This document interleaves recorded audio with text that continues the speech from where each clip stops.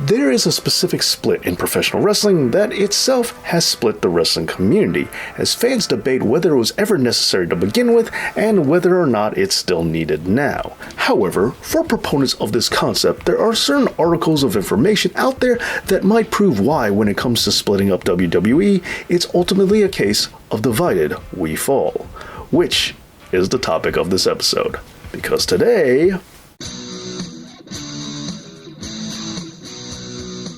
Okay, I'm going to start this by fully acknowledging that yes, I am aware many of you out there really do like the brand split, and you feel that if it was done right, it can be very entertaining.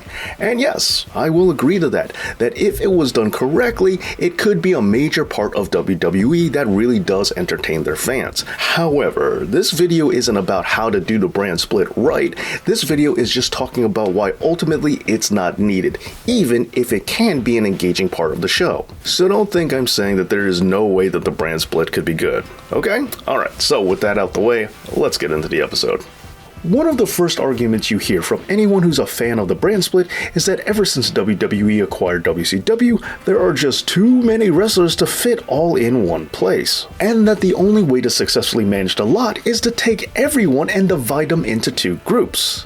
The only problem is, the numbers don't 100% back that up. Alright, in order to examine this further, we're going to be taking a look at two different rosters from two different years, and we're going to see how they stack up against each other. And since this whole thing is about those who receive some kind of attention, I'm only going to be counting wrestlers who made at least 10 appearances on TV. And so, with that being said, let's take a look at the wrestlers from last year, 2020, as well as the year 2000. And when we look at it under this filter, we'll see that the 2020 roster had 96 people, and the year 2000 only had 76. That's 20 less than last year. So I guess we have to split them up, right? Well, not quite yet. Hold on, because there are a few other adjustments we do have to make to these lists. Okay, going back to the 2000 roster, let's remember that during this time, WWE had a developmental territory known as Ohio Valley Wrestling, and they also had shows beyond just Raw and SmackDown, like WWF Jacked. Plus, there are some names on this list that definitely count as on-air talent, but I wouldn't go so far as to count them as main roster full-time active wrestlers,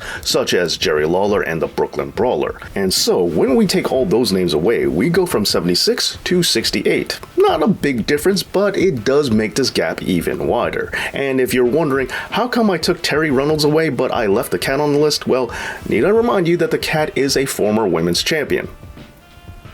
Look, I know, just keep that in mind. However, to be fair, if we're going to trim away the 2000s developmental wrestlers and wrestlers who weren't really exactly main roster, even if they did appear 10 times or more, well, we have to do that to 2020. And while we're clearing out names, I think we also have to take in consideration all of the names that WWE itself cleared out in real life going into this year from last. But when you go ahead and remove all the wrestlers from NXT and all the wrestlers who have been released from the company and all of the wrestlers that you just haven't seen in a while, well, that list goes from 96 all the way down to 70, which is just two more wrestlers than that cold 2000 list that we did earlier. And two wrestlers is like nothing. Plus, if you stop to look at that modified filter list that I made, you'll notice that there are a bunch of wrestlers on there that WWE probably could let go as well, since they're really not doing all that much with them, even though I did leave them on. And this gap also means even less when you remember that WWE has a whole extra hour of Raw to play with that they didn't have back then. But you know what? There's some out there who would argue that it doesn't matter if 2000's roster is similar to 2020's, because even back then, before the purchase of WCW, the roster was just too big and that a brand split was needed all the way then as well. So you know what? Let's just forget all that. Instead, let's go all the way back to 1988 and we'll see just how small the roster was back during the golden era of wrestling, and we'll find that the roster size was 105, and without an NXT or Ohio Valley, I won't be removing any more names from this list. But with less airtime and more wrestlers making WWF television back in 1988, and nobody requesting a brand split for back then, I think it's fair to say that 2020's roster really wasn't all that hard to manage. But I can already hear a lot of you out there saying, it's not fair to compare the 2020 roster to the 1988 roster, because in 2020, you took out a lot of wrestlers because they were in developmental, where 1988 just had a lot of jobbers that you left in. However, jobbers is exactly the point. Now, I previously made a video advocating for the many reasons why jobbers in professional wrestling are a good thing. However, the one aspect I'm going to focus on today is why they make the brand split completely unnecessary. Back in the good old days, jobbers were either seasoned hands or they were young up-and-coming wrestlers who were getting a trial by fire, if you will, much in the same way that NXT is treated today. And this, by function, created something of a divide. You had your jobbers and then you had your superstars, and occasionally some people would cross over. This distinction isn't so much like Raw and SmackDown as much as it's like main roster and developmental. But that's only part of the equation. When we look at NXT, which are all superstars that are just on a third brand, versus jobbers who are interwoven with the main roster, we get a much different effect. By having your superstars wrestling jobbers, you accomplish two main functions. Number one, you keep your superstars away from each other, therefore keeping rivalries from having to be drawn out or getting repetitive, something which is still a problem now even with a brand split. And the other thing you accomplish by having jobbers is that you can get more wins for more superstars, therefore being able to push more people. So this whole idea that wrestlers can't get pushed unless there is a brand split really does become null and void. But going deeper into this, I would be remiss if I didn't bring up another reason why back in the day a two-show brand split really wasn't needed, and that's the territory system. During the National Wrestling Alliance glory days, the NWA's roster was split into more than just 2 or 3 shows. It was split into around 30-something promotions at any given time. And the brand split as we know it today really does harken back to this idea, with Raw, SmackDown, NXT, NXT UK, 205 Live, and so on all being part of a scaled-down version of this. Although, the NWA territory system did have a few distinct advantages. First, it had one world champion that defended all around the world, unifying the alliance in a much greater way. Now, we do currently have that with the WWE Women's Tag titles, but they're not exactly featured enough to really carry the weight. And also, the original brand split did have the Undisputed Championship, which I say is much better than WWE trying to have 2 main titles. Too bad Brock Lesnar had to go and ruin that. Man, that guy ruins everything. Another advantage that the territory system had is that it wasn't seen on TV as much and it wasn't seen by as many people, thus preventing overexposure.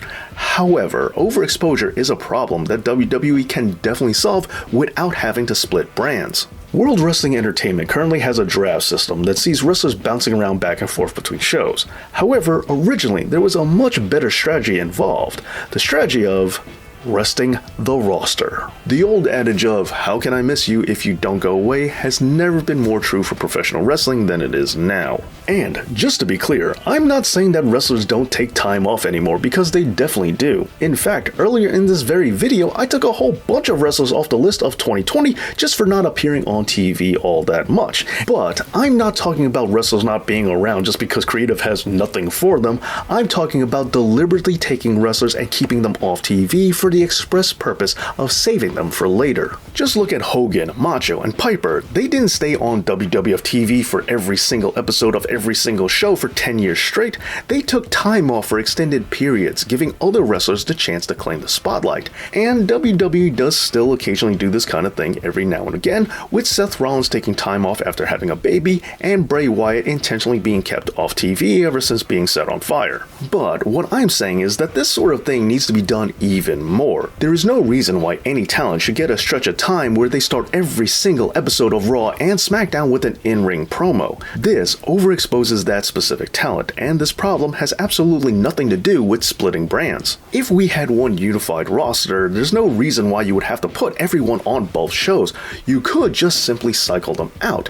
This would effectively create something of a soft brand split, if you will, which would allow for a flexibility and freedom that the current system just doesn't have. And sure, they did introduce that wildcard rule for a period of time, but this required them to come up with a rule and justify it, where if there was no brand split, they wouldn't have to waste their time. And for the most part, the wildcard really just resulted in us getting more Roman Reigns, which nobody wanted at the time. And furthermore, when they did come up with the wildcard rule, this just resulted in a lot of fans asking, why are they even bothering with the brand split in the first place?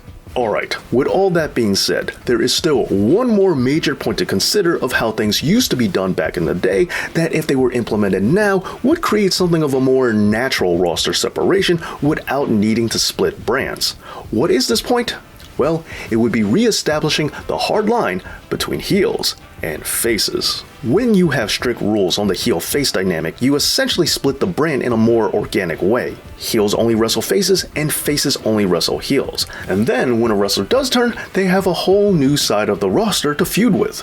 For example, in my Dream Match video featuring Mr. Perfect and Rick Rude, a lot of people refuse to believe that the two of them never wrestled against each other in one-on-one competition, especially considering that they were both born in the same year and are from the same state. However, they were both heels in WWF. Perfect didn't turn face until after Rude left. And while back in the day, occasional heel versus heel matches or face versus face matches did happen, they were pretty rare, and I have to say they're not all that common now. Although heels and faces do interact a lot more now than they did in the 80s when you take in consideration matches like triple threats and other multi-man bouts. But beyond that, the bigger problem is that wrestlers flip way more than they used to. By setting a harder stance on wrestler alignment, you'll end up doing a better job at dividing up talent than a brand split ever could, and it'll also really work to keep things fresh for the select occasions when a wrestler does turn. Overall, being firmer with heels, not overexposing talent, and utilizing jobbers are all proven measures that have turned out better results than any brand split ever could. And so, as fun as drafts and WWE brand warfare might be, I think there's a better way. Now, you may say I'm a dreamer, but I'm not the only one. I hope that you'll join us, and one day, World Wrestling Entertainment will live as one. Well, there you go, the reasons why the brand split is ultimately unnecessary. But what are some other reasons you could think of? Let me know down in the comments, and please give this video a like and make sure that you're subscribed to this channel. I want to give a big thank you to all my Patreon supporters out there, just like Bob86, Rick Rack, and Baba Yaga. Thank you so much for the help, and thank you for watching. And as always, Dave knows.